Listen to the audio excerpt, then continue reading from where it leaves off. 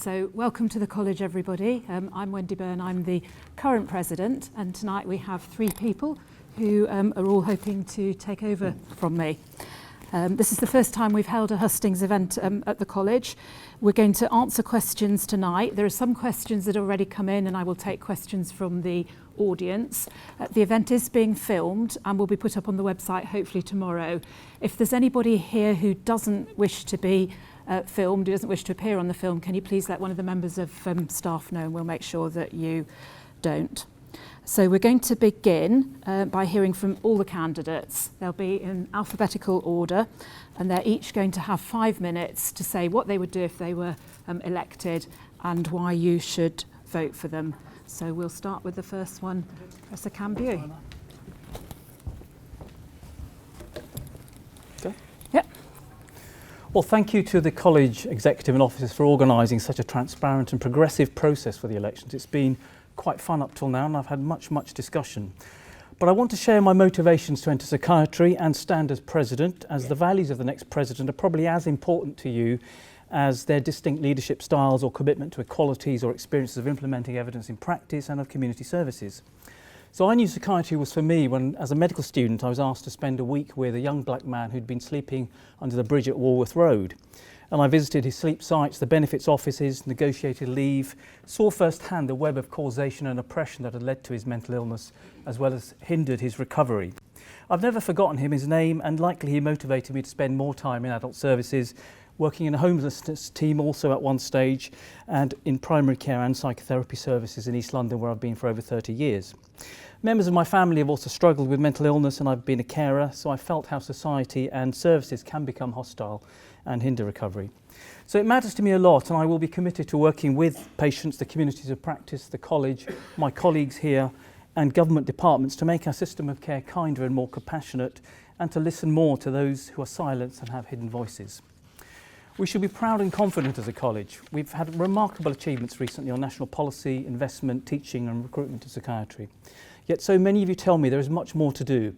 Everyday battles to get young people, older people and people with intellectual disabilities into services, bed shortages, rising suicide rates with inquiries, long waiting lists, the 40% cuts in addiction budgets, a shortage of psychiatrists, insufficient time to train doctors and students, and many not staying in psychiatry.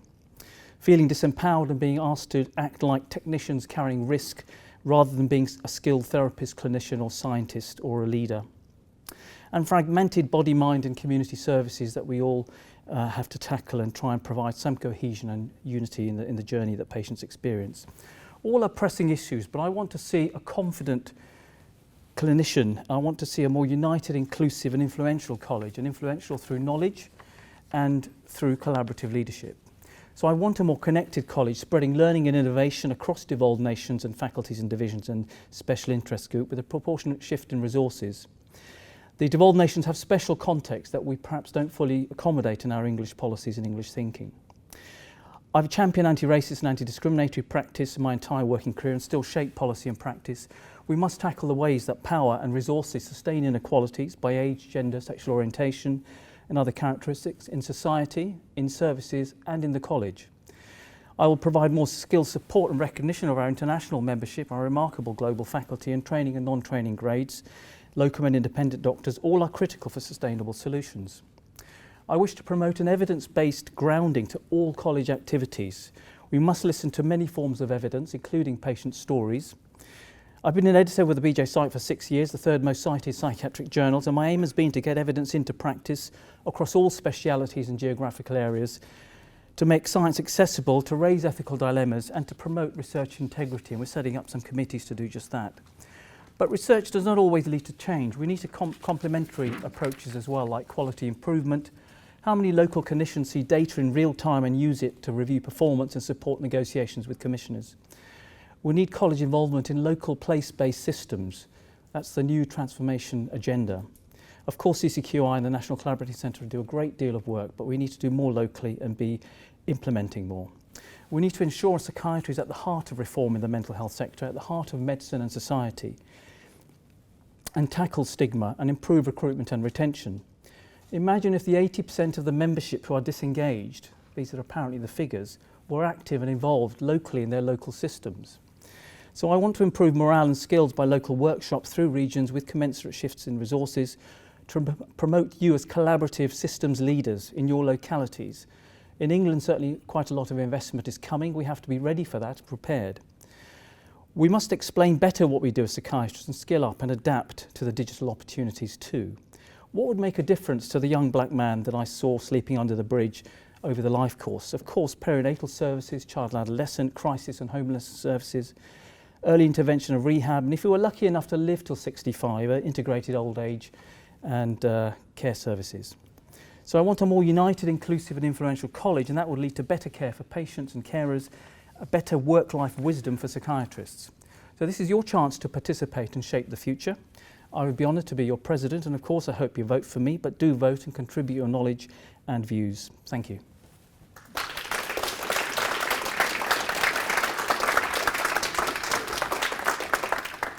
Thank you. And next we're going to hear from Adrian James.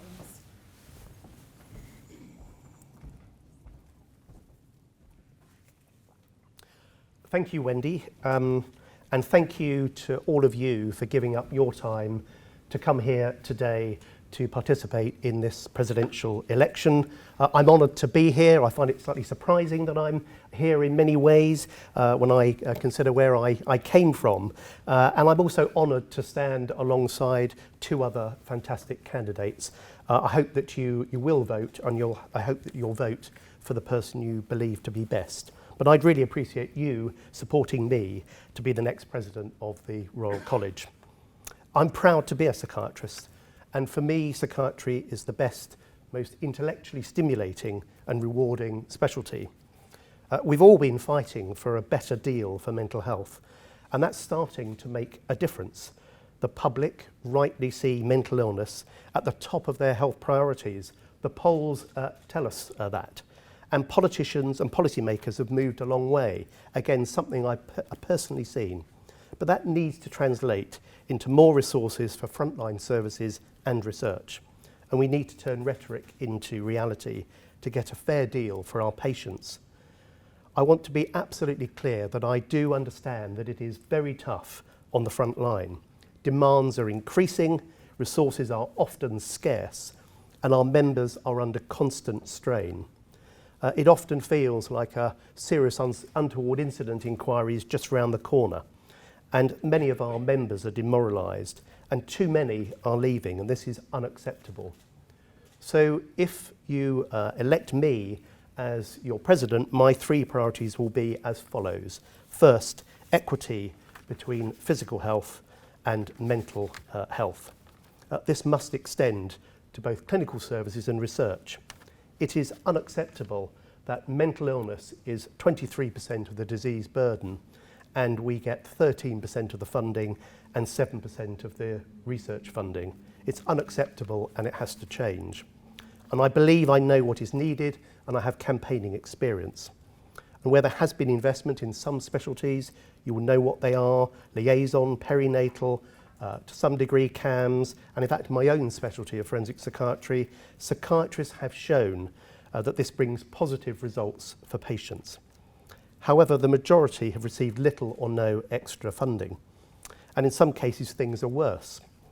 So it's time to fill those gaps, and I'll develop a plan to achieve true parity. I believe it has been necessary to focus on some areas to show that we can show real benefit when you do invest. But now is the time for a comprehensive plan, and we need to see what parity really looks like, the end result of this. So we need the service models, we need to know what workforce we need to know what money is necessary, we need a delivery plan, and we need a timescale. So we need to know when the end is, because I believe our members are getting fed up with this, and more importantly, so are service users. I believe that I have the experience and capability to do this. I've been a frontline clinician for 33 years. As a registrar for 4 years, I've led the college in policy and communications and been deputy to 2 presidents. I've chaired the main policy and communications committees at the college. I've campaigned in the media, appeared on Today programme, live news, front page of the newspaper, not always intended, I have to say, but sometimes that happens. And I've campaigned through the college's Westminster Parliamentary Committee. I attended 3 main party conferences on 5 consecutive years, attending all of them, and I went to the SNP conference as well. And I developed constructive relationships with ministers and MPs across the political spectrum. Through college roles over the last 20 years, I've listened to the experiences of members, and I've also experienced mental illness myself. So I've advised commissioners and as a clinical director for mental health and dementia in the South West, and as former medical director of my trust, I understand the challenges of putting policy into practice. Second, recruitment and retention. Recruitment is improving thanks to your efforts and the college's Choose Psychiatry campaign, but we need to build on that success and address retention. We lose too many psychiatrists and too many trainees.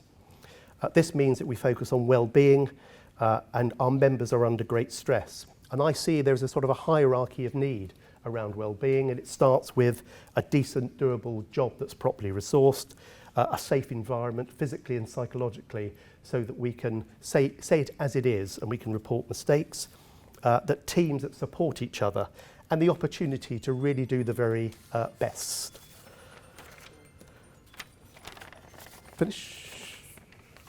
So, and finally, I will major on diversity, because I believe that there are too many people in society. Our members, we have very great role models who have done great things, but we need a proper evidence-based plan, and I believe I have that plan, both for our members to properly engage, but also for our patients who are often disadvantaged to get the best out of services. Thank you very much. Thank you.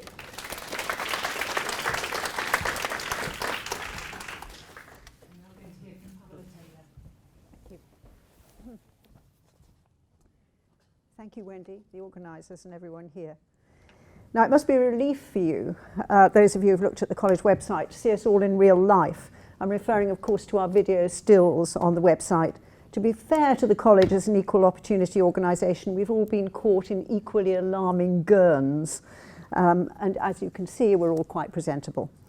Now, I probably shouldn't be saying this, but you'd probably be fine with just any of us as president. And indeed, if I were to be elected, I'd want to find a way of involving these other two in going forward.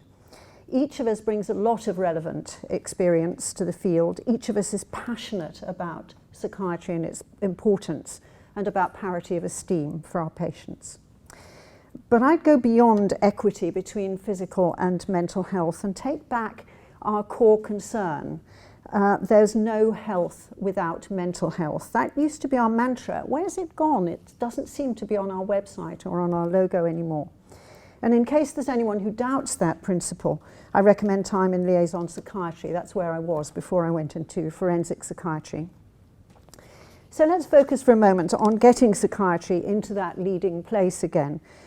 That leading place so that we can have a key to influencing, to recruitment and retention, to safeguarding and getting resources, to having the right expertise where and when it's needed, and to effective collaboration with everyone we seek to work with, and of course with everyone we seek to work for as well. Now, you may be aware that I'm not the establishment candidate, so far from being bound by existing college structures, I can be a little bit challenging.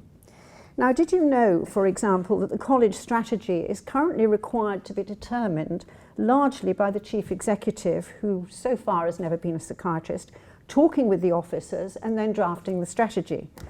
Me neither until recently. I've already called for more membership involvement, and there's a commitment now to greater consultation in the next round of the college's strategic development, and I'd like you to help me ensure that that happens. Esteem for a profession, both self-esteem and regard from others, is crucial for the extent of recruitment and retention and influence that we want. In medicine, that comes from real advances in treatment, and they come from research. Survey after survey has shown how much most of us want to contribute to that, not just those who are highly academically trained, everyone. Similarly, researchers, the fully trained ones, can't make real advances without being grounded by practicing clinicians. Now, if we're going to achieve that glorious collaboration, it's only possible if there's a strong academic infrastructure. And UK-wide, psychiatry's academic infrastructure has been decimated. A priority for me is for the college to push to its restoration and growth. We also need to become much more savvy about the real economics of healthcare and really lead service developments. There's much talk of evidence-based practice, but too often it's governments that set the strategies, and we're put in the position of merely collaborating on their implementation. So-called cost savings, which we've had to deal with a lot lately, often merely pass a heavy burden from a government departmental budget onto the most vulnerable people, who then need more rather than less services, and then end up failing to access anything at all. Some die, most suffer a lot more. We've seen one of our most important specialties, the addictions, lose resource to the third sector agencies. Is that strategy working? How often do we have the real measure of such draconian change? We need to seize real leadership in such matters. The college has now devolved offices to Wales and Scotland and Northern Ireland. Working in Wales, I'm surprised by how much of the so-called central college business focuses on England. Good relationships between governments and parts of the college are essential to local service delivery, but it's our collective knowledge and experience as psychiatrists that's essential to the centrality of psychiatry and mental health. I'd like to open discussion on seizing the moment and perhaps have an English council so that the college becomes a truly overarching UK embracing body which would be truly able to lead optimal mental health policies across the UK and maybe even worldwide. So some radical ideas, huge ambition, but maybe we could get there.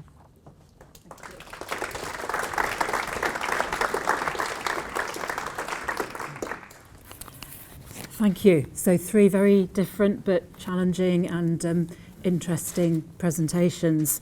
So we're now at the point in the evening when we address the questions from our members, both people in the room and the ones who couldn't make it tonight. We've had a huge number of questions sent in, some of them very detailed, very long, quite a lot of them overlapping. So I've tried to distill out the main points, and I've got a list of written questions, and we'll alternate these with questions from the audience. I don't think we're going to get through everything, but we'll have a system whereby the candidates can answer questions on the website online afterwards. We're going to be tight on time here. Our candidates only have 2 minutes maximum on each answer. And Bex, you're going to time that, aren't you? Yeah, with your cards. Okay. And we're going to take in turns with who answers first.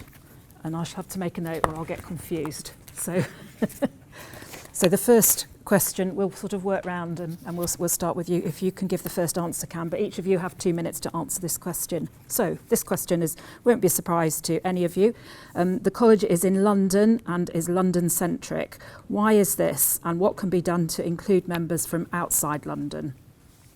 Well, I think that speaks to the nub of my presentation, my opening presentation, that actually 80% of the membership aren't engaged. They don't know what the college does for them. They're disconnected. They're feeling isolated. They're struggling in their local services, and they don't feel supported. I think a place-based approach is the only way forward. Monies are devolved locally. Commissioners are local. The systems in which they operate are local. The personalities are local. You cross the river and the whole system changes, in London.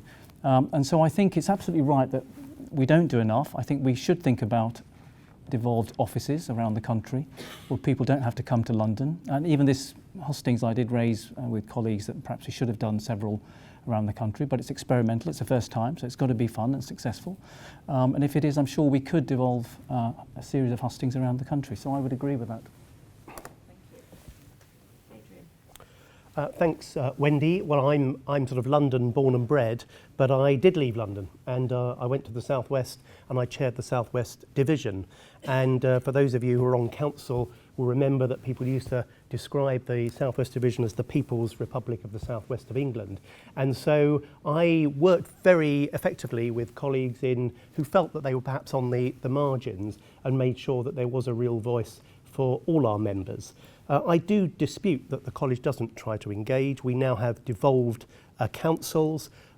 Wales, Northern Ireland and Scotland are very pleased with this. I've been to Scotland twice in the last 2 weeks. I've been to Wales earlier on this year and going to Belfast later on in the year. So we do engage with our members. We have 3,500 members come to our international congress, and we have 1,000 members who are engaged in committees.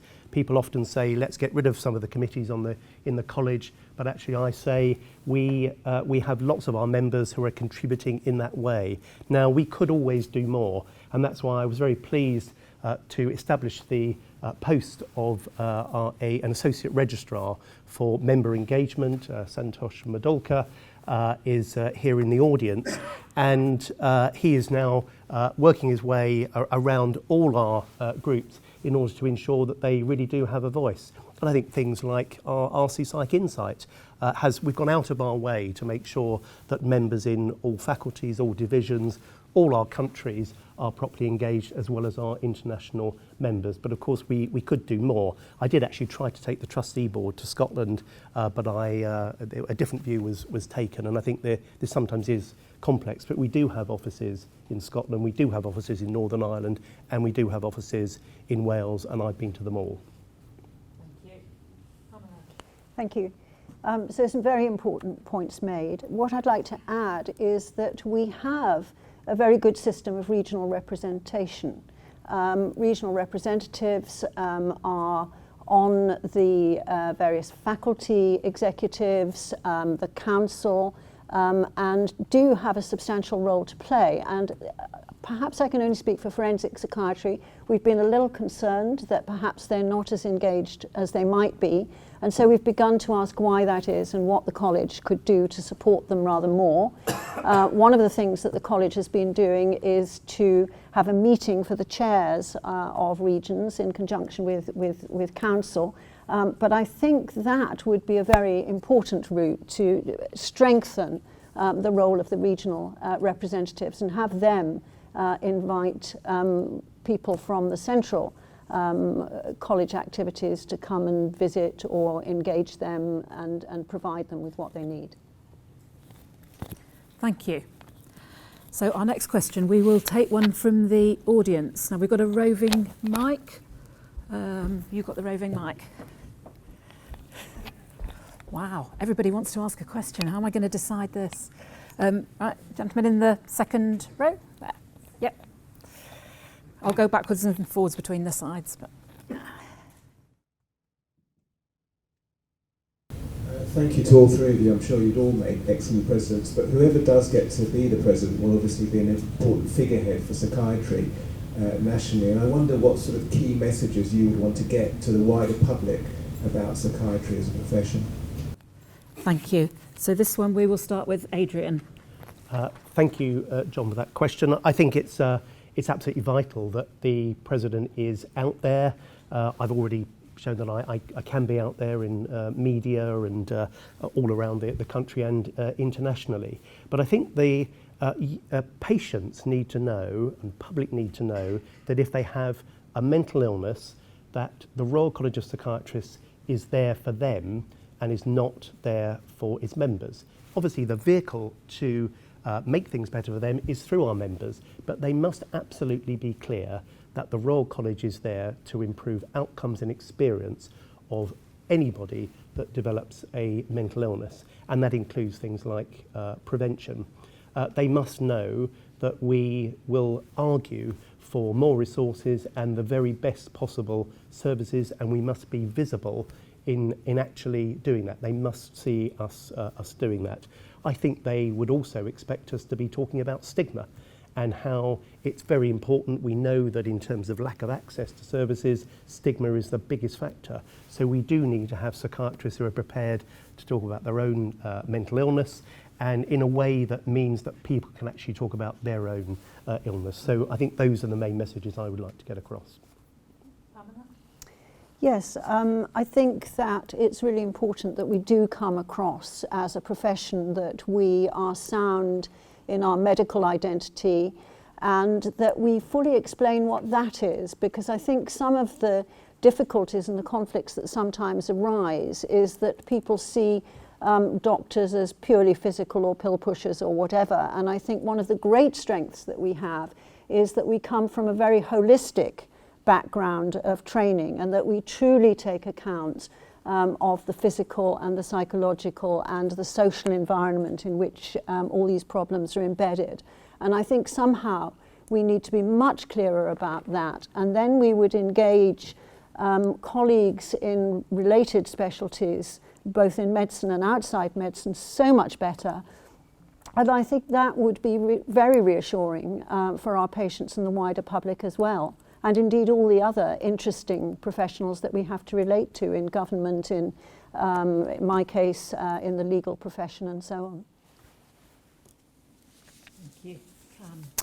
I think the literacy on what is a mental illness and what is mental health, not least the terminology, is very poor out there. People don't really know in the public, and many professional groups don't know, and we're confusing them. We're using language that nobody really understands what we're talking about. Ordinary dysphoria, severe mental illness, something that needs medication, something that needs a psychological therapy. It's a very important role that the college has to improve health literacy and to ensure that we are scientific in our approach and have evidence to back up what we do, and that people see us as a medical discipline. I've said in my opening remarks that psychiatry should be at the heart of reform in the mental health sector as a collaborative leader, at the heart of medicine and at the heart of society. And what I meant by society was that of all the public health professionals and preventive interventions that people are promoting, they always leave out people with complex disorders, people living in places of inequality and deprivation. Psychiatrists are uniquely placed. We work with very complex situations, very complex environments, and we are very place-based, and we really work hard at that. And I think there's much more we could do, but I think it's important for the President to be a leader, to be local, to be available, to talk to the Trust, to talk to the medical directors. Thank you. Okay, this is another question that's been sent in. This question was sent in various forms, so I've condensed it. The examinations that the college ran made an excess last year. What is your view about this? Why should trainees subsidise the college? Pamela, can we start with you? Sorry. Oh dear, I really don't have an answer to that one. I don't think trainees should subsidise the college. Obviously people have to pay in a fair way for exams, because running an examination is an expensive business if it's going to be done properly. And I think if there is an excess, then the college should review that and consider whether the excess can be ploughed into the next year. But even that might be unfair if the next year's students have it cheaper. It's very difficult to get that fair, but the college does need to look very carefully at the real costs of what it's doing and make sure that nobody is paying excess. Thank you. I'd like to see what the excess is. I mean, the college is a charity and it's worked very hard to maintain its charitable objects in all spaces. It's pretty lean in many ways, so I'd like to see what the excess is. And if there is a substantial excess, I agree completely with the question that we shouldn't be subsidising other activities. My experience is that every time there is a surplus or an excess, that it's reinvested. So the conferences that we have, the congresses, if there is excess and it goes to faculties, the faculties often subsidise students and trainees to come to the congresses in the future rather than use those subsidies for other activities. So I think we could look into it and take it seriously, but I'm not sure it's as substantial a problem as is indicated. Thank you. Adrian? I think this is a very understandable concern and a very real perception. I do remember I failed my part one. I know this is being filmed, but I failed my part one, and actually I do remember my next visit to the college, there was scaffolding outside Belgrave Square, and I remember thinking, I paid for that. So I do feel the pain. The college does not aim to make money out of the exam. We already have a process that if we have more than even a sort of marginal excess, that it's invested back in things that are beneficial to our trainees. I was recently involved in a meeting with Ross, who is here, a new chair of the PTC, and his predecessor, where we discussed their concerns and we were very open and transparent. We must also remember that it's important that we develop our exam, and that does cost money, and that money needs to come from somewhere. So we do need to look at digitalising our exam. We're looking at making it more international. We have lots of international members. We're held in very high esteem in the international mental health community. We need to make it easier for people internationally to take part in our exams in as fair a way as possible, and that costs money. So we shouldn't make money out of the exam, we should reinvest, but we also need to look at developing our exam to make sure that we can maintain our position as having the best quality exam possible. Thank you. So now we'll have another question from the room, from this side. Oh, Ian, you got your hand up really fast. Yeah.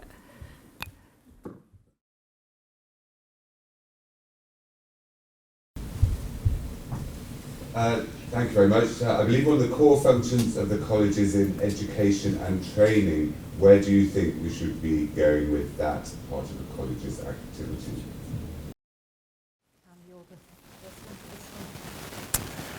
I think the college does a fantastic job in education and training, and it's got many avenues to offer high quality education and training in terms of the MRC Psych exam, certainly.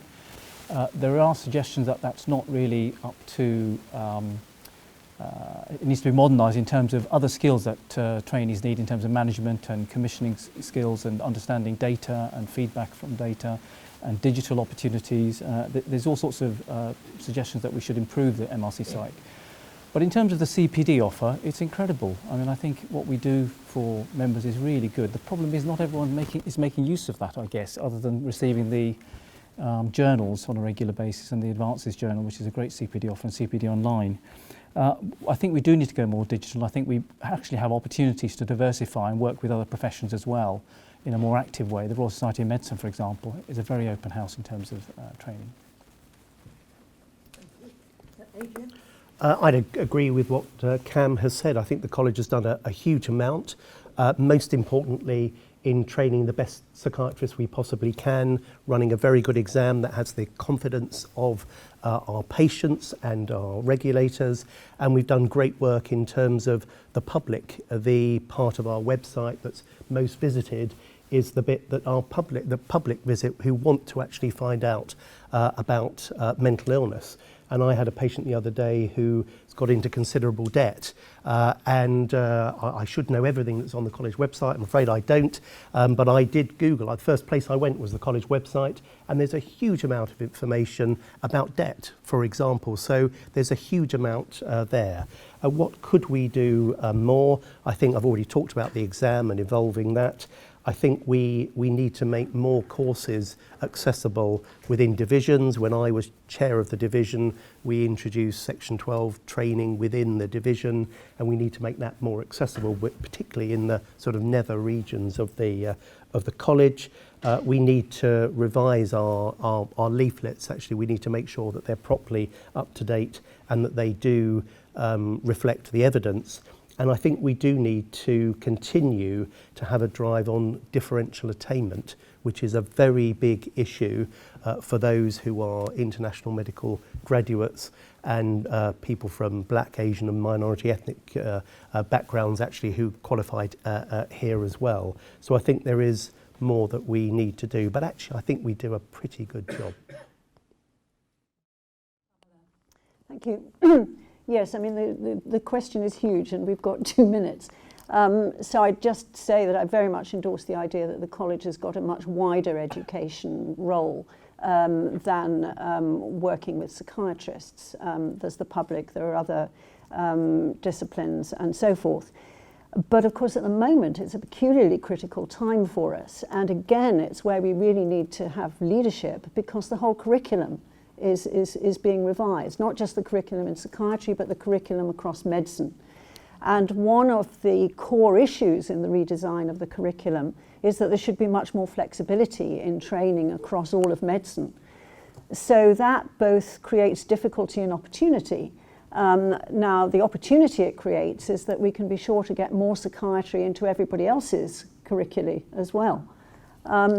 But it does mean that we have to be very careful that our curriculum isn't dumbed down in order to make it too soft and too fluid, because we've got to be like little fetuses and ready to go in any direction based on our training. So I could go on a lot more, but I think for me those are the really crucial issues. I think it's a very exciting time, but we've got to grasp a lot of leadership there. Thank you. So the next question is one that's come in advance. And this one, Adrian, you'll be the first one to answer. How will the candidate ensure that any position the college takes reflects the views of its members? If the college promotes a controversial view that the members object to, what should the mechanism be to provide a revision? An example of this is the position on gender dysphoria.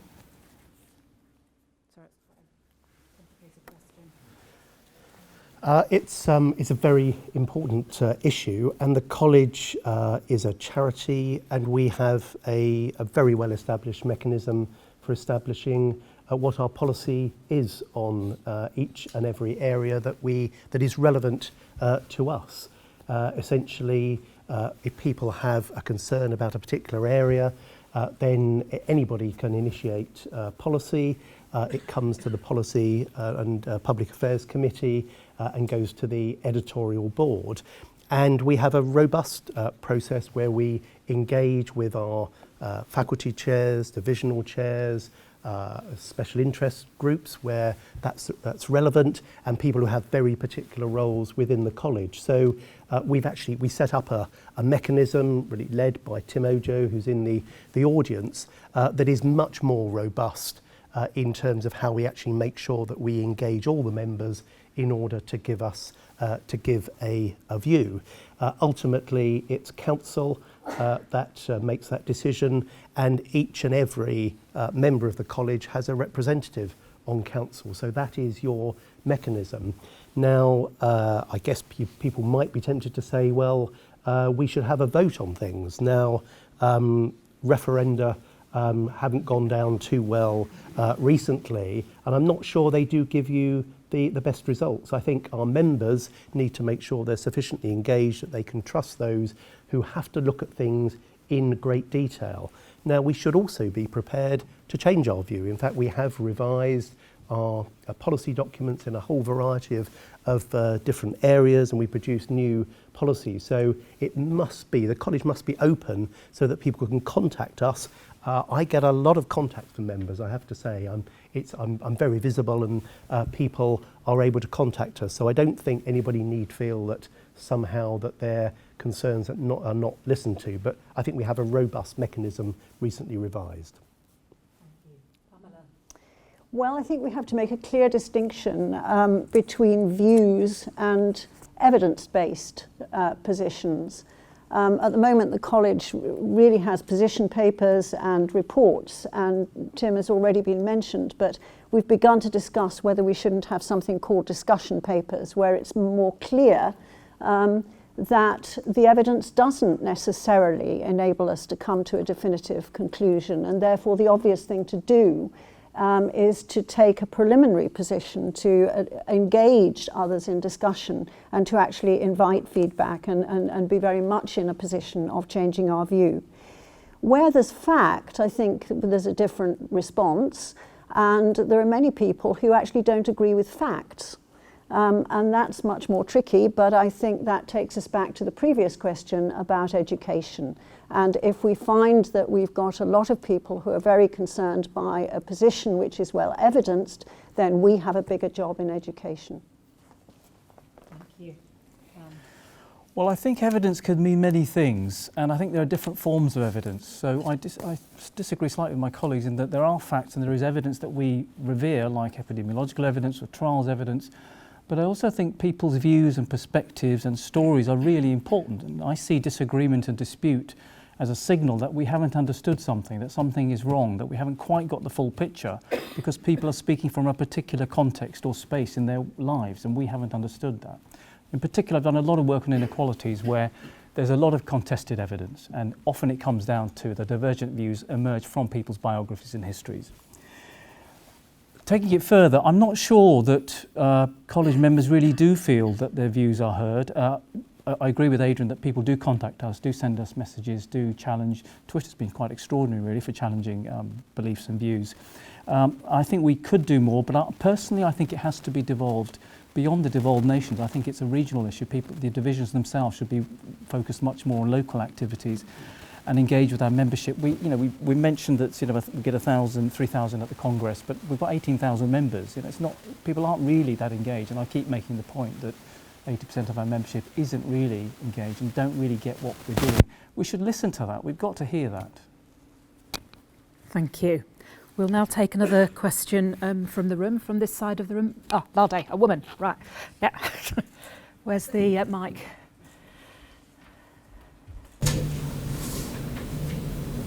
Thanks. I think it's already been said, any of you would make a good president. But in the last few years, the college has done a lot of work around equalities. And that's something very close to my heart. And I was very pleased to see the Black 50 posters outside, actually, with some very eminent Black psychiatrists, very heartening. What will you do, if you're voted as president, to maintain what the college has done and improve what the college has done around equalities?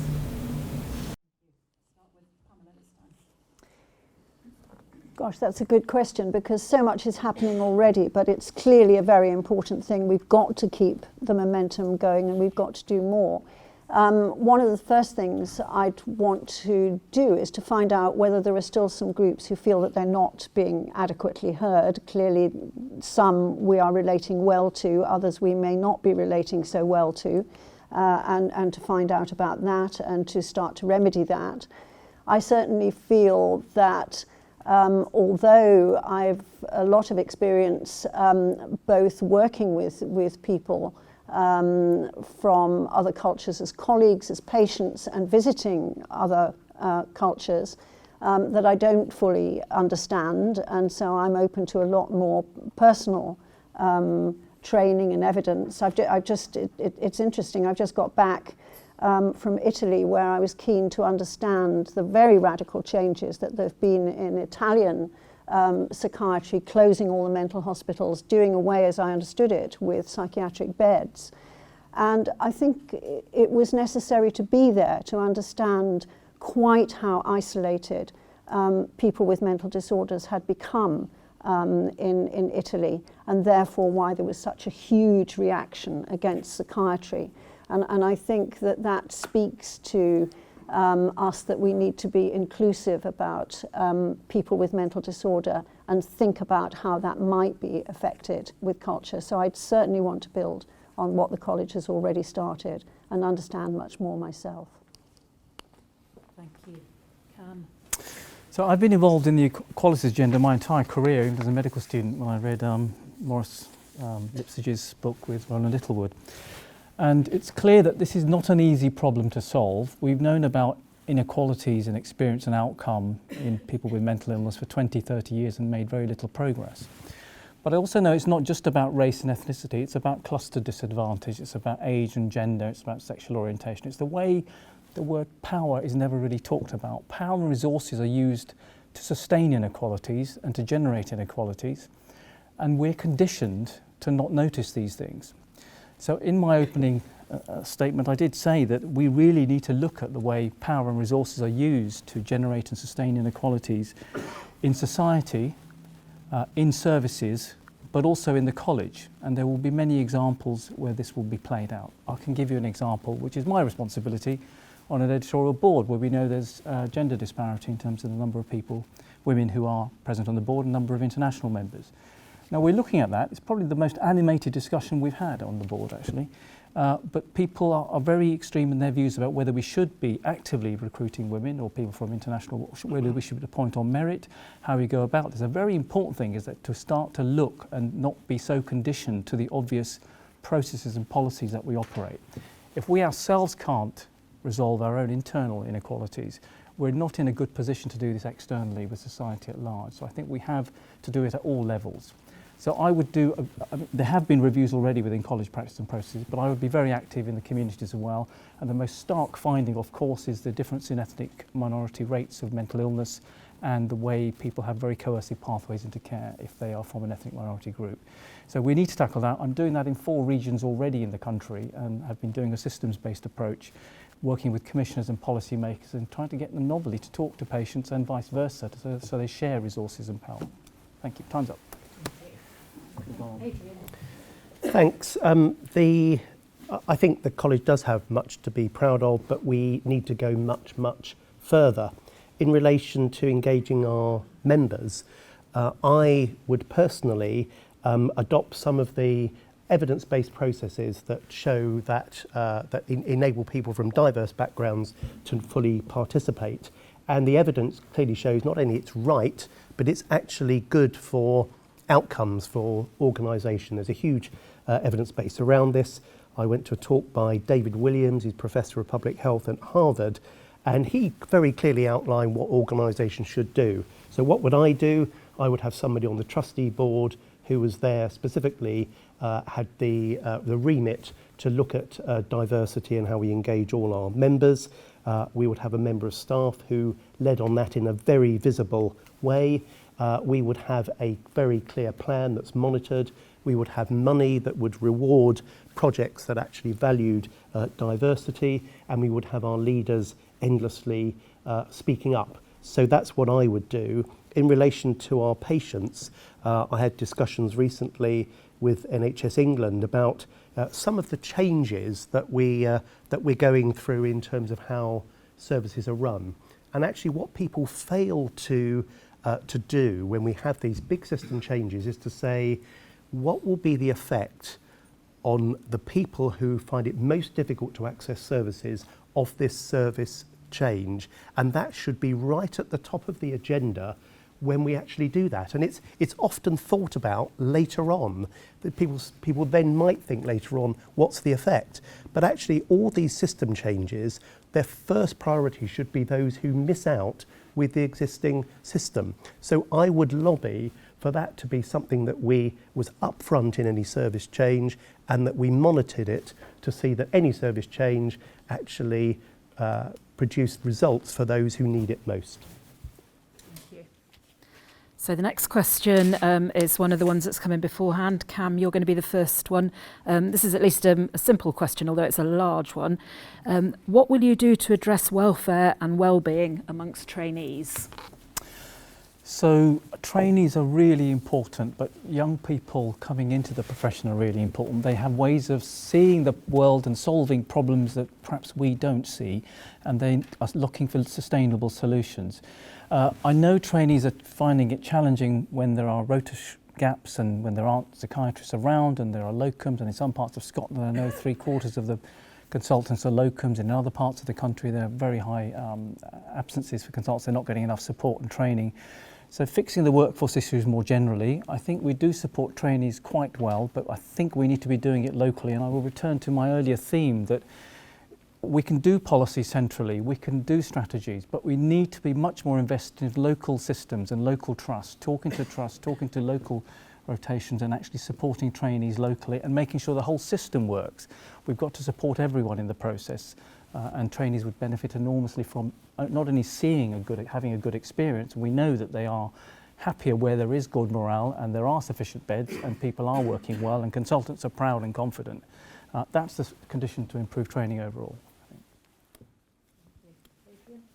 It's undoubtedly something we need to do more of. We lose too many trainees, and we lose them because they don't feel sufficiently supported and valued. And of course, there was a major piece of work that the PTC did, very much supported by the college, called Supported and Valued, which actually really outlined an agenda for what needs to happen. And I'm very pleased that that's still continuing to roll out. So first of all, we need to listen to our trainees and see what they think, what they actually want. We need to work through our psychiatric trainees committee. We need to engage them with our overall wellbeing agenda.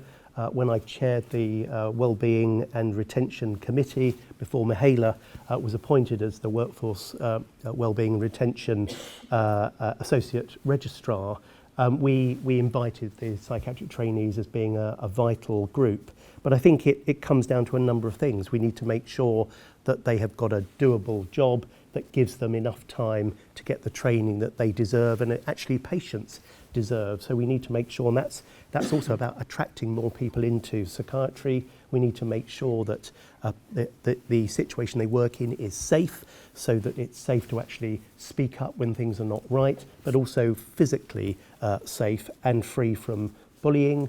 We need to make sure that trainees feel part of real teams that are properly supported, but I think also really importantly that they can contribute to improved services, because you get a great sense of personal value if you can actually carry out a project which is of real benefit to patients. So I think there's lots that we could do, but we must work with our trainees to see what they want.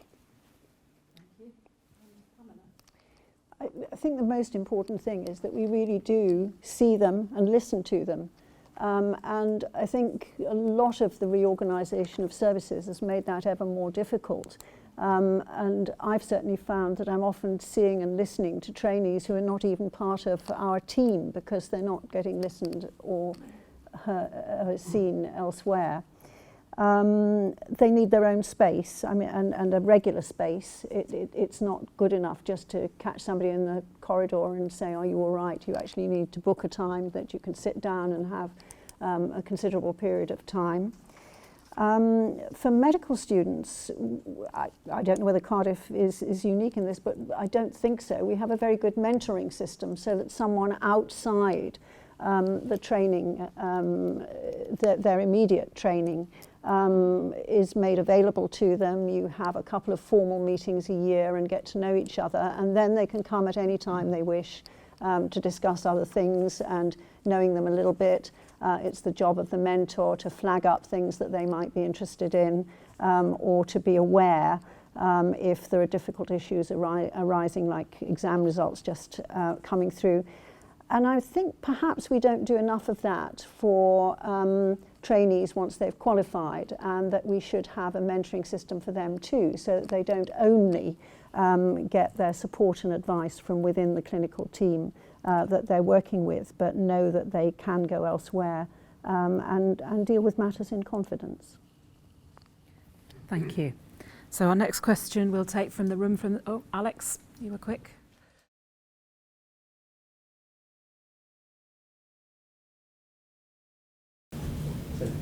In the light of various media reports and police investigations recently, yesterday our current president, Professor Byrne, called for a public inquiry into institutional abuse in psychiatric hospitals. Now, if you are elected, you may be the one that would need to see this through. So to what extent would you commit to such an inquiry? How do you propose to ensure that it happens and actually results in meaningful improvements in safety for our patients? Thank you. Adrian, you're the first one. I think when these reports appear, we obviously need to, first of all, get evidence just to make sure that they are actually, exactly what is actually happening. So we need to be clear of our facts. But I think if we see that there seems to be a system issue and things keep happening again and again, I think the college has always argued for openness, that we need to actually open issues up, make sure that somebody who is credible can actually look at it, and that they learn lessons, including, if necessary, that psychiatrists could learn. And what we know is that mostly these are issues to do with systems.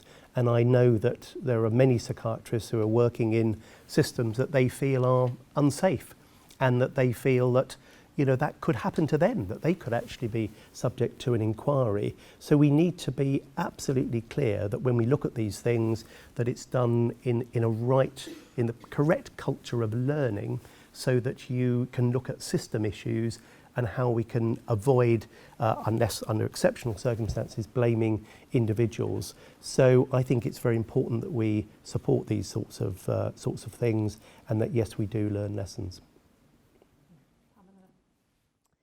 Yes,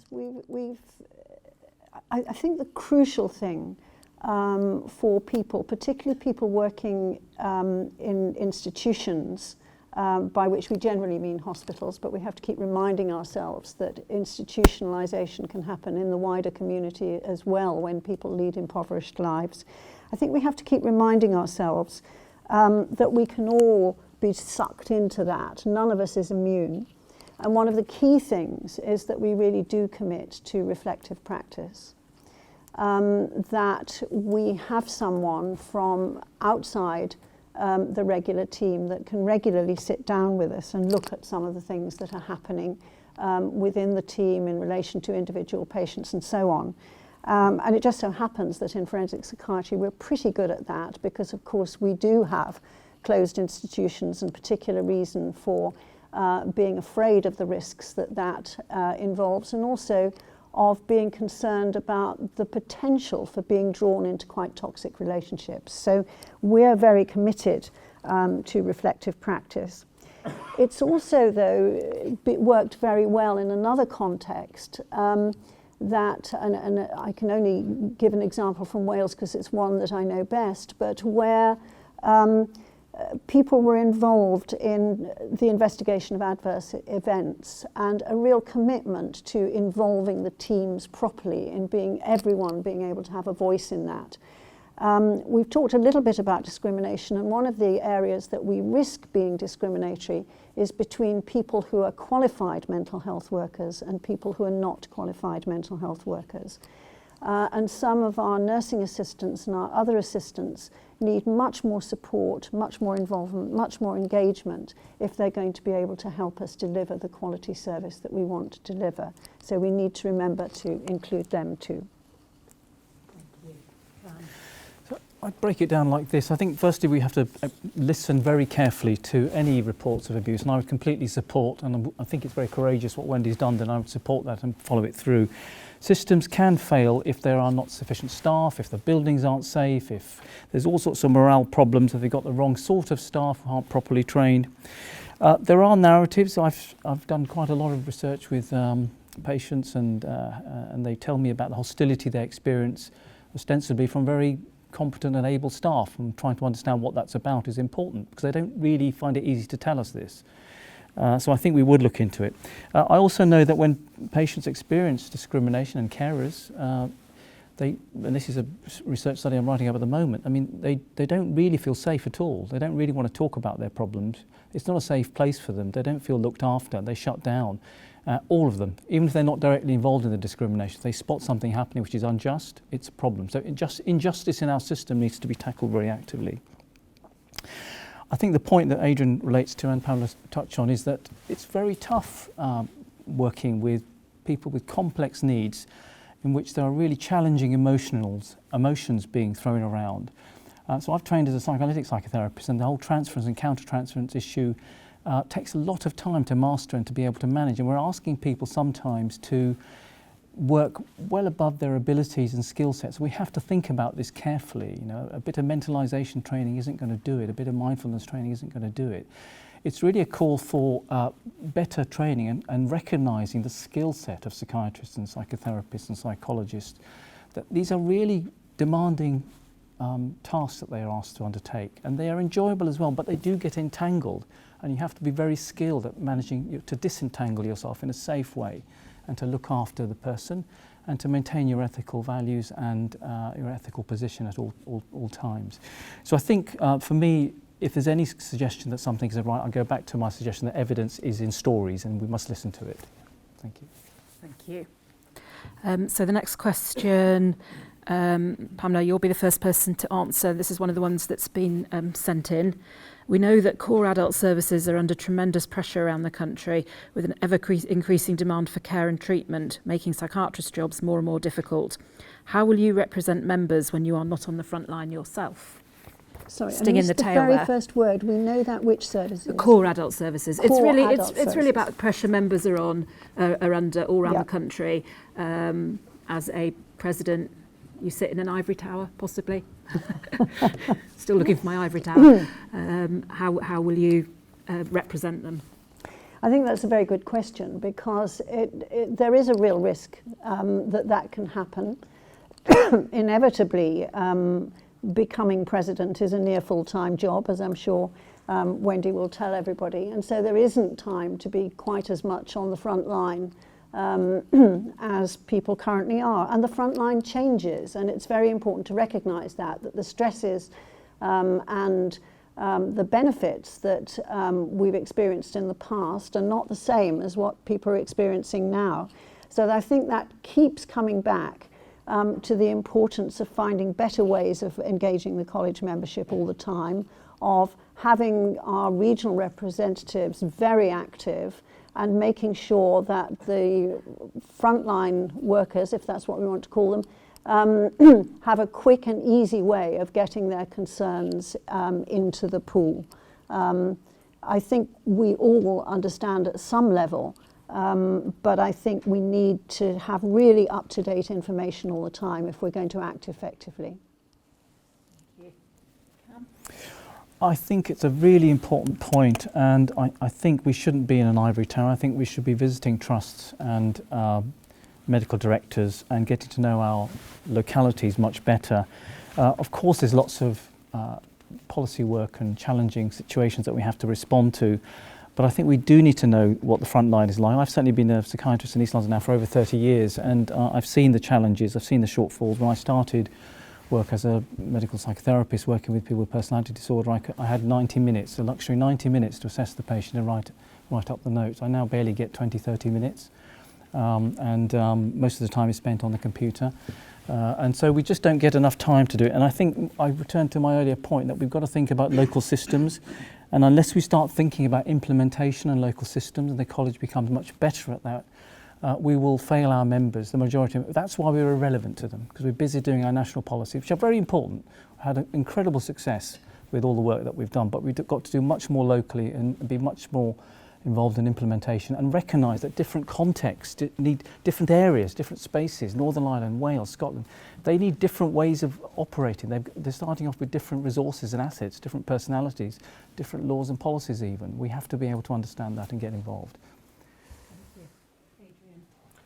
I think it's absolutely right that core mental health services have been neglected, and when there has been investment in some areas, I think that's been particularly painful for people who work in core services, and that's why we've already argued in terms of the long-term plan in England that core services is where the money should go, and that's where I personally have argued. And that is where the money is going. It won't be enough, but I think it's a recognition and a very good start. But I would also say that what about intellectual disability services? What about addiction services? What about eating disorder services? These are surely core services. So we've got to really make sure that we cover the whole spectrum. Now, how are we going to do this? Absolutely, we need to be around the country and around the whole of the UK, listening to our members. I have the privilege that actually I do that a lot. But in terms of answering Cam's issue about the system, the new system in England will be through integrated care systems. We've done some research, published a paper on what good integrated care systems should look like for mental illness. And we are recruiting and training psychiatrists in each division to go out there in our localities to argue the case at local level for people with mental ill health. And that's where the battles have now got to be won. I think we've done actually pretty well in the centre, but actually we've got battles to fight out in the localities, and I think we do have a mechanism to do that. And actually, I'm pretty proud that we've got many of our medical directors coming to the college next week, and we've managed, I personally asked Simon Stevens, the Chief Executive of NHS England, to be there to listen to concerns. And so I think we've done a lot, but we clearly need to do more. Thank you. So the next question is from the room, from this side. Yeah. Thank you very much. Actually, we heard a lot about how the stresses that we are exposed to. I just wondered what you would do to ensure that psychiatrists stay well and flourish and do not burn out in the long career that they have. And Cam, your Right, in a way I think we've started that conversation really. Getting the system right so that psychiatrists are actually doing a job that's doable with the resources that they need to do the job well, and recognition of the complex task that they undertake. I don't think people really fully appreciate my point about psychiatrists being treated as technicians, carrying risk and not really being given enough resource and time and understanding about what the complex task is that they're trying to undertake. You know, my example, a psychotherapy assessment in half an hour. This is, you know, not easy to do. So I think that's the first thing to do, is get the working conditions right and get the system working, and that's the trusts and medical directors who may be coming to meetings here, but they're not doing it in their localities. You know, they're not actually getting on and changing the way they're treating psychiatrists. And, then in terms of burnout, there's a lot of literature on this, managing your own health, making sure that you're physically healthy, making sure that you're taking time away from work, and having a reasonable, what's called work-life wisdom or work-life balance, whichever you choose is a healthier term. There's a great deal that can be done, but they can't really be expected to survive in a system which doesn't allow them to function effectively, doesn't recognise their strengths, doesn't allow them to skill up, doesn't allow them to have time away. So I think that's the way I'd approach it anyway. Well, well-being and avoiding burnout is absolutely crucial. We know that it's good for patients as well. I mean, who wants to be looked after by somebody who is disillusioned by their job and doesn't feel positive about it? So it's vital for patient care. As I've already said, we set up a workforce well-being and retention committee. Mihaela leads that work. We've got a strategy, and one of the things that we discussed last week was a quality improvement project around workforce well-being. Now, I think the great thing about the methodology behind quality improvement is that it engages people right on the front line. It looks at the issues that are pertinent to them. It seeks solutions that they themselves can find, but it also, you get management buy-in, so people feel empowered. And I think one of the most tricky things at the moment for our workforce is that people feel they've lost control of their immediate environment. So that's very important that we model well-being initiatives in actually empowering people to find them themselves, but they've actually got to be resourced. I think we need to model these things as well in terms of how we run the college. We had our International Congress and we had a well-being work stream that went through that. I look forward to seeing you all on the college ride next year, or the run, or whatever you choose to do. So I think that is very important that we need to model it. Thank you. Well, I'm from Liverpool, so my answer would be never walk alone, never work alone either. It's really important to have people that you can turn to, even if it's only to talk about a difficult situation or a difficult case. I've already made the case for reflective practice in a different context, and I think that's very important. I think too, and this is back to where I'm so committed to the idea of leadership, we need to think about what's happened to psychiatry and maybe medicine more generally in terms of the current climate. Increasingly, we're being asked to practice in a rather formulaic way. Does it fit with NICE guidelines? Does it fit with college guidelines? Are you measuring the right outcomes and all these sorts of things? And I think although we need to be aware of these things, we need to know about the best evidence, we also need to have the capacity to take our own best decisions in the context of the people that are actually in front of us that we need to deliver services for. And I think that's another aspect of the thing that Adrian was touching on, the taking control. If we really feel that it's the system that's running us, that makes it that much more stressful. But above all, don't work alone. Always have someone that you can turn to. Thank you. So the next question is one that's been sent in, and the first person to answer this will be Adrian. how can we make the case for psychiatry and raise the profile of the profession? I think we've already been doing that, and I think we need to do more. I mean, first of all, we need visible leaders who are proud to be psychiatrists, who are saying how important mental ill health is to our nation, and how important it is to government and demanding resources. So we need to do that. We need to not just do it. We need to actually have a plan. So we need to be very clear about what we're saying in terms of arguing for more resources, respect for diversity, inclusion.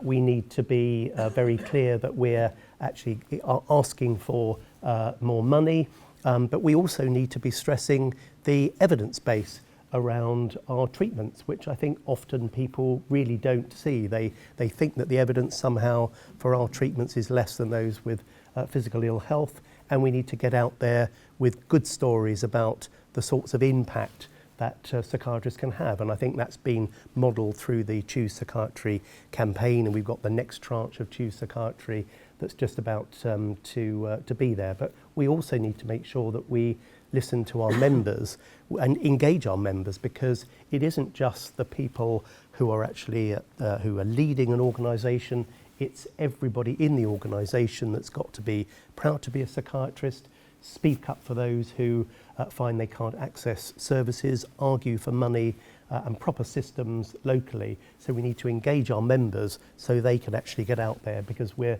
much more powerful if it's all of us doing it. 18,800 members we have is our latest figures, and you can do a lot with those members if you motivate them sufficiently and give them the tools to do the job. We have science on the one hand and we have stories on the other. What more could you want? Every person that we meet in psychiatry is different. Every problem is different, because although there would be some similarities with the previous one, it's in a different context. There's never a dull moment. It's always, always, always engaging and interesting. And what higher thing could we say of a topic? So Adrian stole my thunder a little bit there. 80% of the members are not engaged, and of course if you wake them up and they're motivated and interested, what better ambassadors can we have? But we have to work harder at getting them involved and getting them supported. I think we need to give better examples. We're working very hard. The college has done a really good job on this, showing impact from psychiatric interventions in reports. We're using the REF exercises from around the country, the research assessment exercises. We need to improve health literacy of the public and of our colleagues in medicine and nursing and psychology, because they don't get what we do sometimes. The politicians don't get what we do. We've got to work with them. They are influential. They are avenues to power, so we have to explain to them what we're doing. We need scientific advances. You know, one of the problems with psychiatry is that people think there's no kind of radical intervention that we can offer. There have been all sorts of psychosocial interventions. I mean, the psychological therapies themselves have been remarkable. The social interventions that we offer are remarkable. The potential neuroscience paradigm, it's about to change what we do completely. We may not see it in our lifetime, but 20 years down the line, there is emerging evidence that there will be really interesting interventions that could be offered, and already that's helping us refine our stratified medicine approach and understand how even psychological therapies can change brain functioning, and the brain is far more plastic than we thought it was. So we've got lots of exciting science and lots of literacy work to do, and I think the only way to do it is we can do it as a college, but we have to do it as all members of the college being our ambassadors and working out there with the community, and also in the public health settings. Generally, psychiatrists are excluded from public health settings, and I know Peter Byrne and I and many others, Anya Corzin and so forth, have been trying to get into the public health spaces in local government to explain to people what psychiatrists really do, and that we can help them solve their problems. We can help them improve school mental health, occupational health, health of the population, while people are dying on the railways. That it's not only about being in our institutions, where I suspect many people would like us to stay, but we work out there in the communities as well. We need to get the message across. Thank you. So now it's this side. All right, Ken.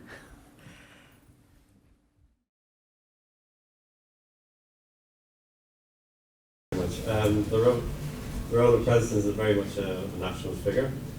Can you imagine if you had 15 minutes with the Prime Minister? What 3 points would you make in 2020 to him or to her? That goes first to Pamela. Oh dear. I think I have to be very careful what I say here because it's being videoed, but perhaps the classic would be put your hands where I can see them. And then we can have a discussion. It's very hard because I think that politicians, because of what they do, tend to think of law and legislation before they think of services. And I think it's not an accident that our immediate previous Prime Minister, who was perhaps more interested and committed to mental health issues than many, wanted legislative reform, when in fact a lot of the problems that we were facing were due to difficulties in resources. If you've got core adult services that are underfunded and not able to meet people's problems quickly and effectively, then it's inevitable that more people are going to be compulsorily admitted to hospital because that's the only way that they're going to get the access to the services. So I would want to emphasize the need for service, and I'd want to go back to this point that sometimes the economics of that, we can save money by spending money. That if we spend that money in the right place, we can prevent a lot more expenditure later. We can prevent deaths, we can prevent disabilities by getting treatment in earlier. And we can keep patients and people much more engaged with our work. Part of the reason that patients sometimes find it difficult to engage with us is that the services are not so attractive, and we can do more to make them attractive. So I would ask firstly whether there's any mental illness in the family, and I would probably take someone who lives with a diagnosis with me, because they're probably going to be listened to far more than me. Politicians are, they've got difficult jobs, they've got a large portfolio. It's very hard for them to attend to anything for more than 10 seconds anyway. So, and they'll probably remember the last thing that you've told them. So I would take some rich stories. Evidence doesn't really matter to them. It's too complicated. Data tables, it doesn't matter. Stories, rich stories, and the figure that 105 billion a year is what the cost of mental illness is. And if you intervene now, you'll save a shed load of money. They could be famous. The problem with politicians is they've got to do something within their period of tenure.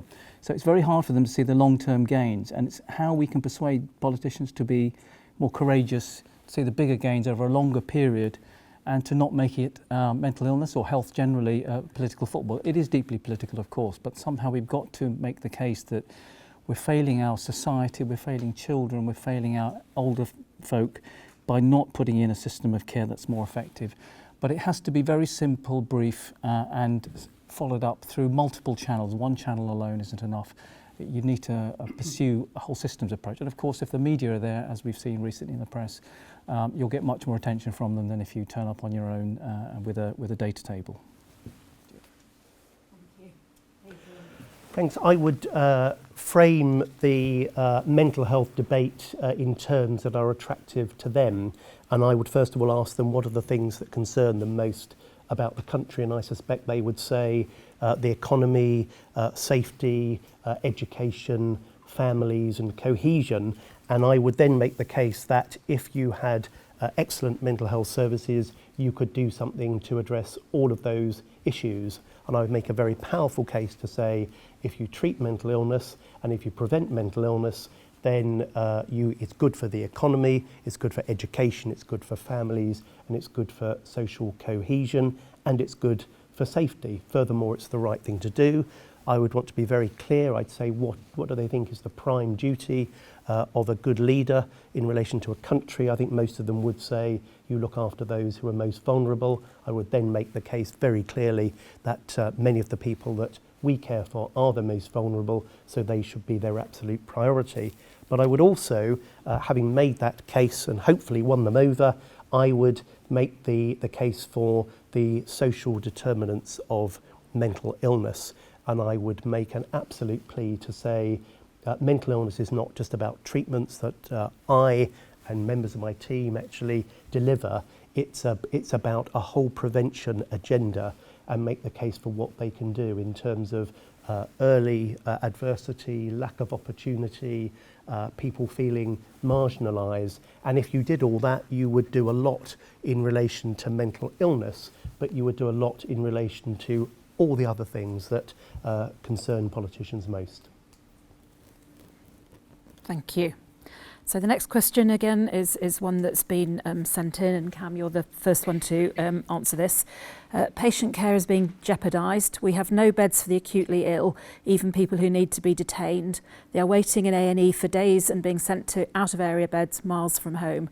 What would you do about this? Well, the trust I work in actually does have beds, and the reason they've got beds is they manage them very actively, and they've got very strong clinical leadership. Clinicians who are managers as well as clinicians, and they really understand the decision making, and they're very active in. It's quite novel, really. They're being asked to offer their beds to other trusts as well.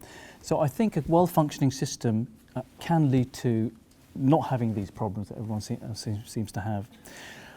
Resources are an issue, but also the way we use resources are an issue. And talking to Tim Kendall, I mean, his view is very much that there isn't a shortage of beds in most places, but there is in some, and we need to be very careful that we don't draw any generalities here. And we need to understand why that is. But we also know why we have greater demand on beds and why our inpatient environments are not particularly therapeutic in many places. They're very challenging places to be. Is we have slowly decimated community services year on year under euphemisms such as austerity or efficiency savings and transformation agendas. The reality is, we've all seen it, I've seen it, year on year, anything between 10 and 20%. Now, obviously, government will dispute those figures and say that that's not what we've done on average, but that is a problem. That's why the bed crisis has gone up as well. So I come back to this being a systems problem again. It's not a one issue problem, and it won't be fixed with a simple solution. We need to put the whole system back together more effectively. And the new investment that's coming into England, obviously that's not going into Ireland or Scotland as such, and they've got different policies and processes there, will be helpful, but we have to be prepared. So my plea again is that we as a college have to be ready to make use of this in the localities, otherwise we will be left out of the equation and we'll still be complaining that we haven't got enough beds. Well, I think the scenario that is given in the question is an all too common scenario. So it's a reality. It's not just something which is theoretical. And in terms of out of area placements, the government set a target for 2021 that these will be eliminated. And in fact, it's really not changed at all. So I'm afraid we're still in England about 750 out of area placements. So but it isn't just about beds. It's about what we do in terms of preventing crisis. And I think there's some really important points to be made. Wouldn't it be best for patients particularly if you didn't get to a crisis situation in the first place? But then you actually have to look at a whole systems approach. So alternatives to admission, proper crisis services, proper support in people's homes, and alternative safe places that people can go to. I think we have got to a situation where it's looking likely that we will need more beds in some areas. I met with Chief Executive of my trust last week, and it's very clear that in Devon, for example, we do need more beds, and actually they've recently commissioned a psychiatric intensive care unit. So I think people do recognise that sometimes there is a need for beds, and I would refer people to the CRISP report. We commissioned the report. It was independent. Lord Crisp, who was the Chief Executive of NHS England, and in that it was recommended that there would be, each area should have a capacity and flow analysis, and they should come up with their own solutions for what were obviously their own challenges. That unfortunately never happened, and that's something that we really need to argue, and we need to make sure it's not just a one-size-fits-all, but that there are some real answers to these questions, because it's all very well if you're a patient, you could say, well, it's not just about beds, but that's no good for a patient if you're then sent 200 miles away. It's unacceptable. Yeah, I'm glad Adrian said some of that, because I'm not at all sure that we've got the calculations of what we actually need done correctly, and I think we may need to review that further. I think that one of the things that may have happened in the conversations about parity of esteem is that we've tended to think that therefore people with mental health problems are going to need almost exactly the same sort of inpatient accommodation as people with physical health problems, so that they would expect to be in perhaps overnight at a push and maybe 2 or 3 days, and then go back to the bosom of a loving family who can help them with their rehabilitation. Now, for a few people it's like that, but it's very, very unusual that at least most of the patients I've ever encountered can go back to the family as quickly and easily as that. And that's what we have to take account of. It may not be that they all need to be in hospital. It may be indeed that there are other possibilities for them, but then we don't have those other possibilities. Just sending them back to a ghastly bedsit or a bed and breakfast in Eastbourne is not going to solve their problems or keep them well. We really do need to go back to this holistic thinking. Thank you. We've got just 5 minutes left, so we'll have one more question from this side of the room. Agnes. The avoidable, Yeah, there's,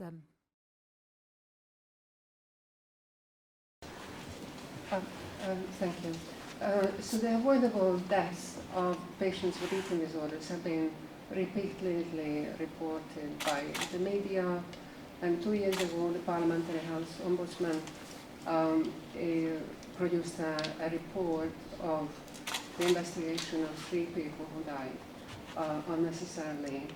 And they made a number of useful recommendations. There are 2 which I think relevant to the college. One of them is improving medical education for all doctors, and the other one is about having funding for eating disorder services to achieve parity of esteem, and I suppose parity across the age range. And I would like to know how the next president can help us achieve that. Adrian, you're first with this one.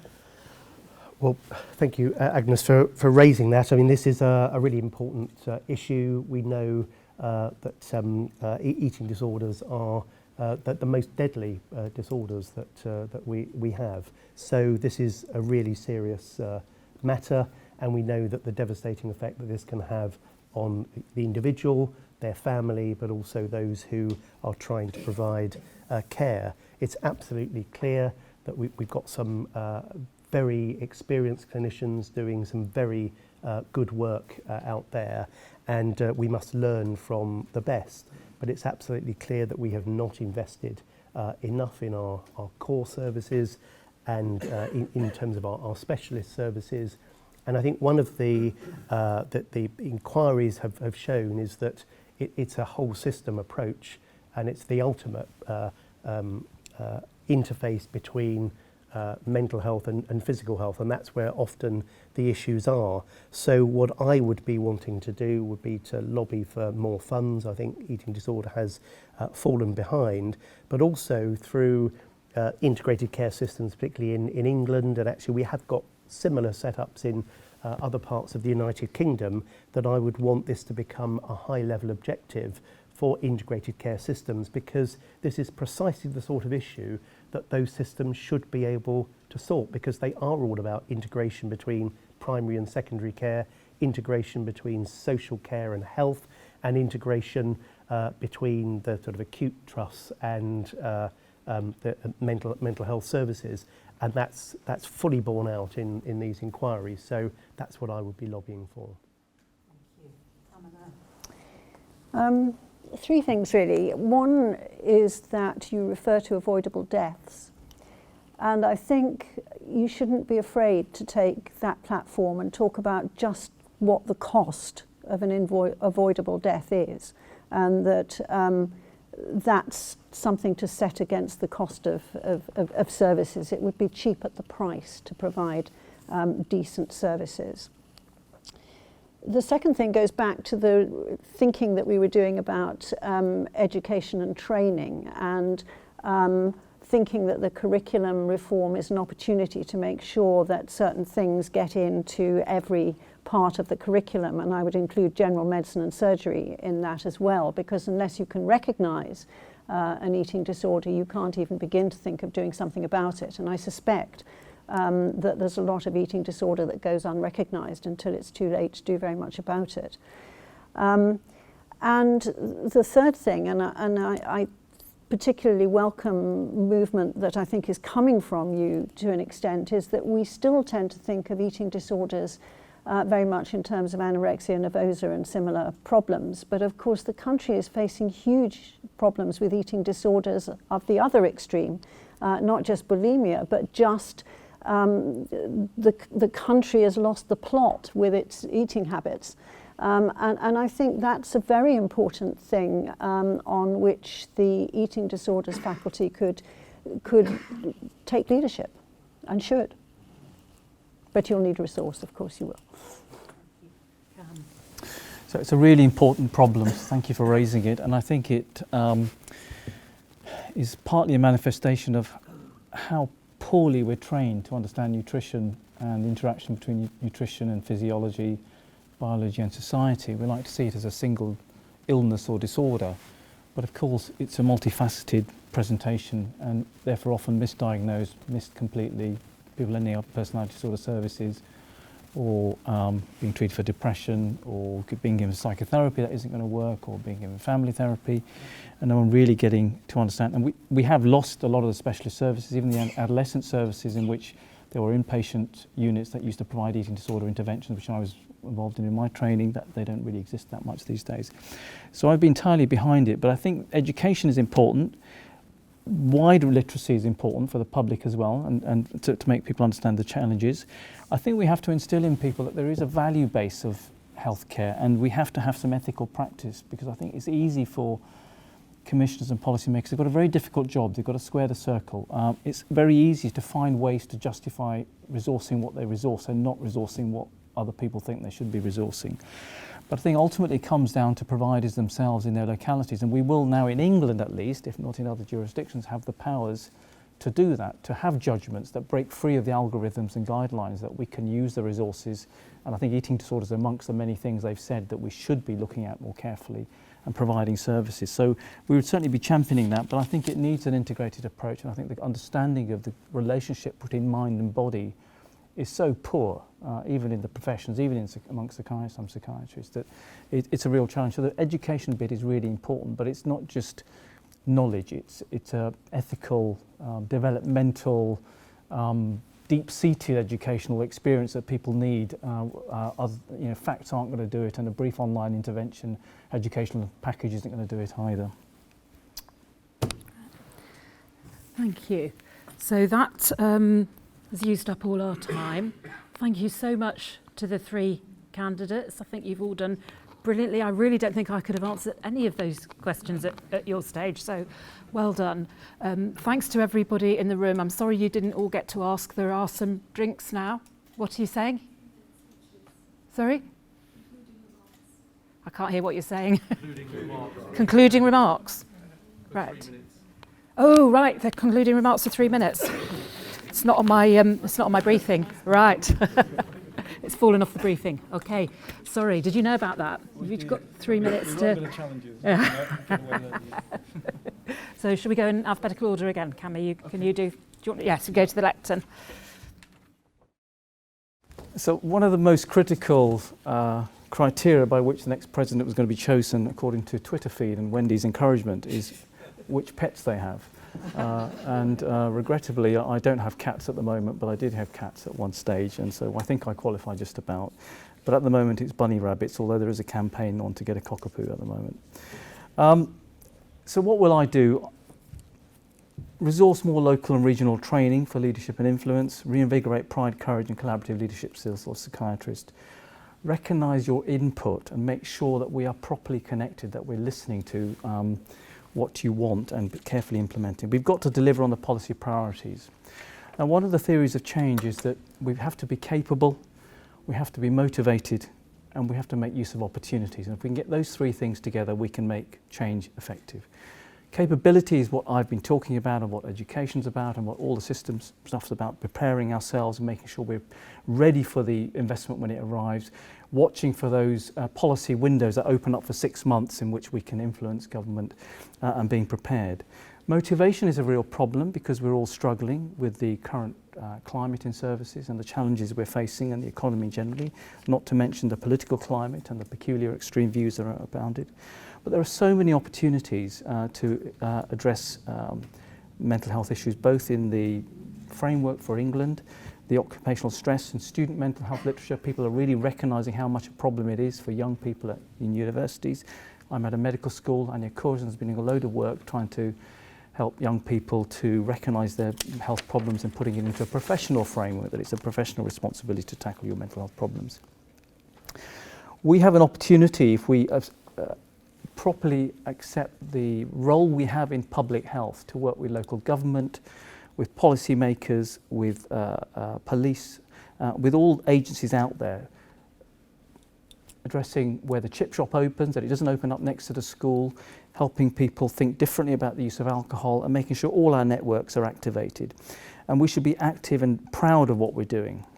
Collectivism and collaboration, and that I come back to my anthem really, that we need a united, there are too many divisions in the college, a united college, a more influential college, and an inclusive college. And I think with those elements we can do great things, and I hope to be able to lead that. Obviously I hope you vote for me. If you don't vote for me on your first offer, please put me down for your second. But of course I'll... interesting process. It's been a lot of fun, and of course I will work with any of my esteemed colleagues in achieving the best outcomes, both for the membership and for our patients and carers. Thank you.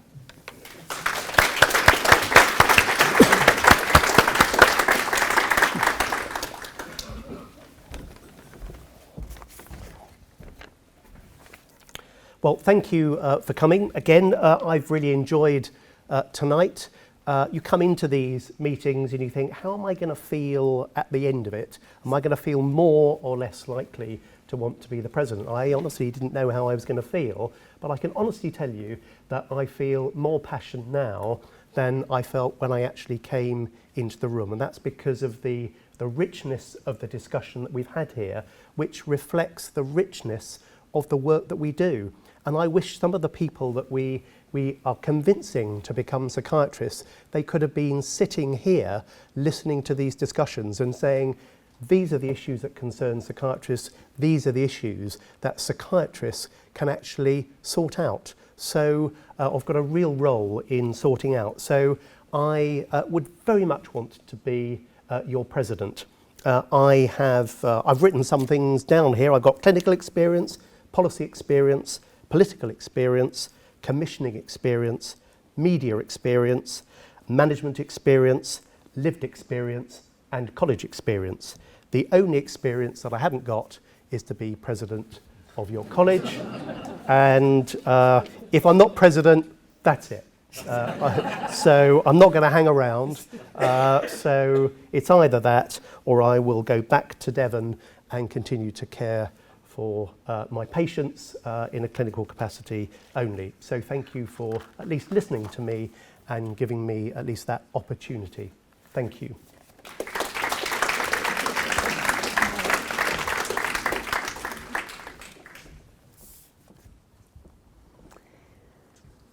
Well, it's exciting that we've had such engagement and such interesting questions.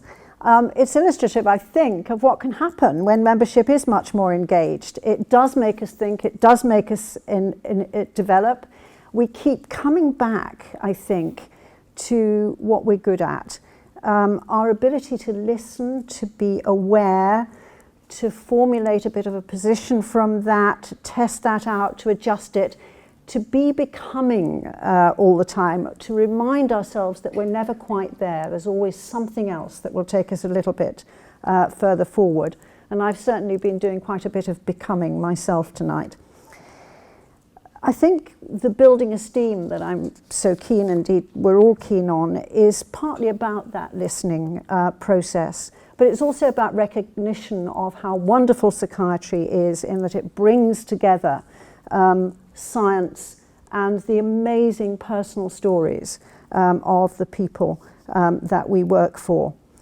And we need to ensure that we not only recognise that, but we develop the future. We need restoration of our academic base, and we need more research. Being more savvy and understanding the resources, well, we've heard some good examples of that. Avoidable deaths, they shouldn't be happening. Avoidable morbidity, and many of our patients could get back to actually contributing themselves to society, and of course making contributions is what gives people esteem. So we need to have so much more understanding about how well invested resources would be if they can help patients turn around. We need to safeguard and develop expertise, and we've heard another area, eating disorders, where we probably do need to develop very considerably, and I'd flagged substance misuse in particular. So we need to use every opportunity we have to get mental health to the centre of things, to keep it there, to make it even more so. We've made reference to doing that through the curriculum development so that we are there with the rest of medicine as well. We need to remember that parity doesn't always just mean being the same, that our patients have different and sometimes more needs than many other patients, and we need to be able to meet those. And above all, I think we need to be not just ready to work with investment if it happens, but we need to go get it. Thanks. Thank you.